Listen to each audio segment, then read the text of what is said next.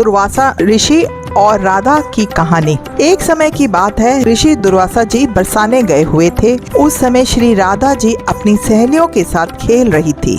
राधा जी और उनकी सखियां छोटे छोटे बर्तन बनाकर उसमें झूठ मूठ का भोजन बनाकर भगवान जी को भोग लगा रही थी। श्री राधा रानी और उनकी सहेलियां ये सब कर ही रही थी कि अचानक से ऋषि दुर्वासा वहां आ पहुंचे। ऋषि दुर्वासा को देखकर राधा जी और उनकी सहेलियां ऋषि के सम्मान में उठ खड़ी हुई और उनको सादर प्रणाम किया और बड़े ही सरल भाव से उनका स्वागत करते हुए उनको बैठने को कहा।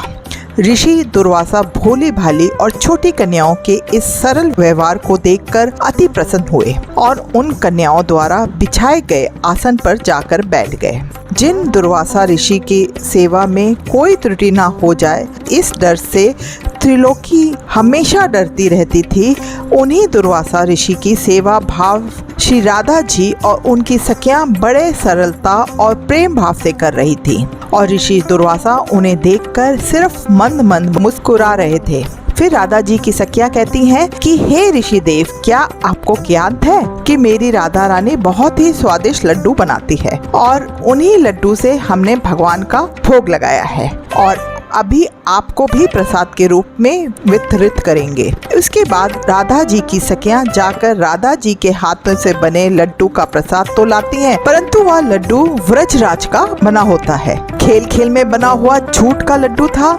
ये देखकर ऋषि दुर्वासा उनके भोलेपन से बहुत ही अभिभूत हो जाते हैं और हंसने लगते हैं और हंसकर बोलते हैं, हे प्यारी देवियों, अब क्या मैं प्रसाद ग्रहण कर लूं? और पूछते हैं, क्या ये प्रसाद आपने बनाया है? ऋषि दुर्वासा के इस प्रश्न पर सखियां एक साथ ही एक स्वर में कहती हैं कि जी हाँ ऋषि, ये हमारी प्यारी श्री राधा जी ने ही बनाया है और हमारा दावा है कि आज तक आपने ऐसा लड्डू नहीं खाया होगा। उसके बाद ऋषि दुर्वासा ने जैसे ही उस झूठ के बने लड्डू को प्रसन्नता पूर्वक अपने मुख में डालते हैं, वैसे ही ऋषि पूरी तरह से आश्चर्यचकित हो जाते हैं, क्योंकि एक तो उस लड्डू में व्रज का स्वाद था और ऊपर से उसको स्वयं श्री राधा रानी ने अपने हाथों से बनाया था। इससे ज्यादा और क्या हो सकता है?